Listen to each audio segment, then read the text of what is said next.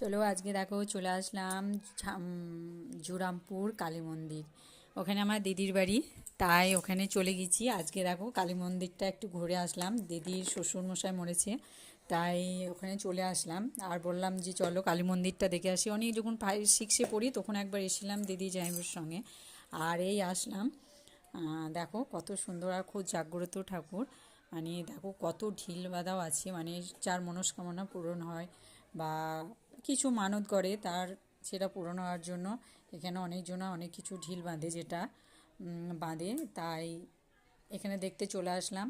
আর এখানে আছে মা কালী মন্দির, পুজো হচ্ছে। এই দেখো এখানটা খুব সুন্দর জায়গা। এরা কত ঢিল বাঁধা আছে দেখতে পাচ্ছ, পুরোটা ঘুরে ঘুরে দেখেছি।